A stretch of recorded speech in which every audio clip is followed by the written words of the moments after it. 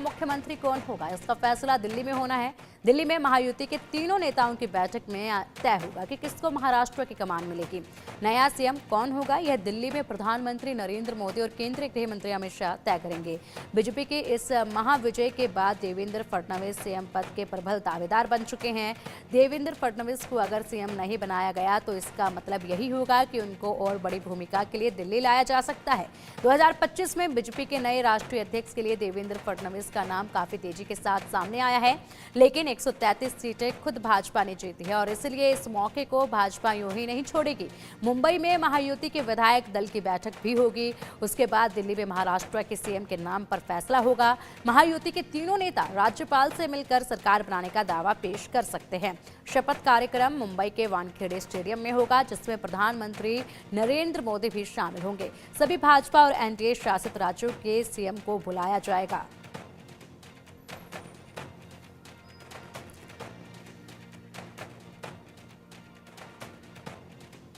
तो रणभूमि में फतेह हासिल कर ली है, जीत का जश्न मन चुका है और अब बड़ा सवाल ये जो सभी के जहन में शुरुआत से ही था कि आखिरकार महाराष्ट्र की शासन की गद्दी पर कौन बैठेगा, कौन विराजमान होगा, कौन होगा मुख्यमंत्री महाराष्ट्र का, और इसको लेकर अब फैसला किया जाएगा।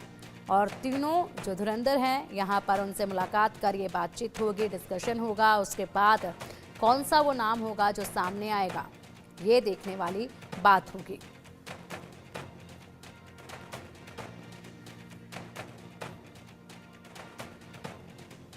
जनता ने फिर एक बार महायुति की सरकार को जो है वो मैंडेट दिया है और हमारे साथ बातचीत करने के लिए बीजेपी के वरिष्ठ नेता और पूर्व केंद्रीय मंत्री राव साहेब दानवे। सर, महाराष्ट्र की जनता ने फिर एक बार महायुति को मैंडेट दिया है, लेकिन अभी महाराष्ट्र का अगला मुख्यमंत्री कौन बनेगा, इसकी जो चर्चा शुरू हुई है, क्या लगता है कौन रहेगा महाराष्ट्र का अगला मुख्यमंत्री? ये देखिए, भारतीय जनता पार्टी एक राष्ट्रीय पार्टी है और इस पार्टी की उम्मीदवार या कोई मुख्यमंत्री चुनने की एक पद्धति है। हमारे जो एमएलए चुन के आए उनकी एक मीटिंग होगी, उस मीटिंग में विधिमंडल पार्टी का नेता चुना जाएगा। वैसे हमारे अलायंस पार्टनर जो है शिवसेना, उनका भी आज 6 बजे मीटिंग है, उसमें उनका विधिमंडल पार्टी का नेता चुना जाएगा।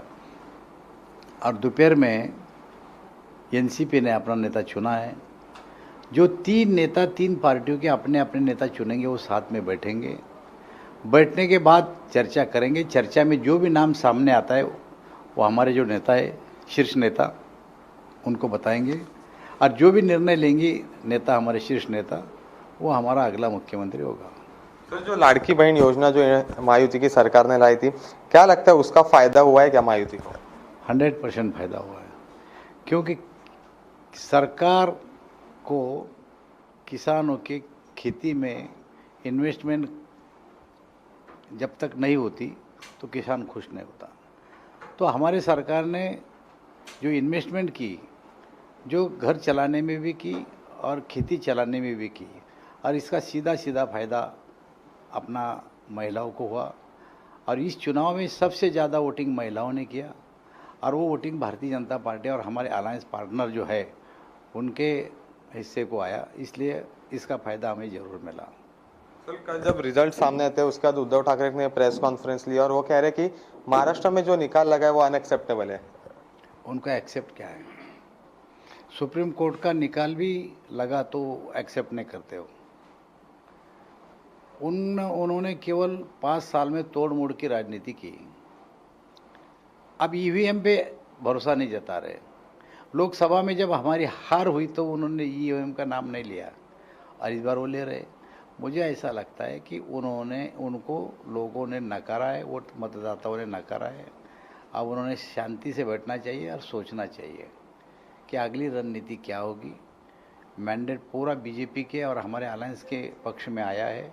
हम सरकार चलाएंगे, अपोजिशन का काम वो अपोजिशन में करेंगे, लेकिन आगे चल के उन्होंने सोचना चाहिए कि लोगों ने धोखा क्यों दिया, क्योंकि भारतीय जनता पार्टी को इन्होंने धोखा दिया था। पिछले 19 के चुनाव में भारतीय जनता पार्टी और हम और शिवसेना साथ साथ लड़े थे। इन्होंने लोगों को धोखा दिया, हमको दिया लोगों को धोखा दिया। अब लोगों ने उनको धोखा दे दिया। फर्क क्या है? संजय राउत कह रहे हैं कि जो इलेक्शन है अभी बैलेट पेपर पे होना चाहिए। अब संजय राउत तो जब वो चुने जाते हैं तो बैलेट पेपर नहीं लगता, और जब हमारा चुनाव होता है और हम जीतते तो उनको बैलेट पेपर चाहिए। तो देखेंगे 2029 में अब one election one nation one election होने वाला है, उस समय देखेंगे। उसके बाद जिला परिषद, पंचायत समिति, कॉरपोरेशन के चुनाव हैं, उस समय नतीजे क्या लगते, जब उस समय में क्या बोलते देखेंगे संजय राउत। लेकिन मुझे ऐसा लगता है कि ये बेबुनियाद उनका आरोप है। जो हुआ वो लोकशाही प्रक्रिया के तहत हुआ और निष्पक्ष चुनाव हुआ, और इस चुनाव में specially mandate Bharatiya Janata party को और अलायंस को दिया, और ये उनको सहन नहीं हो रहा है, इसलिए वो ऐसी बयानबाजी कर रहे हैं। और सर आखिरी सवाल, महायुति को मैंडेट है, शपथ ग्रहण कब होगा? 26 के बाद।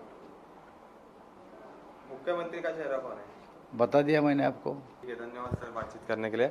वीडियो जर्नलिस्ट कुणाल के साथ Daryl Miranda, India news, Mumbai.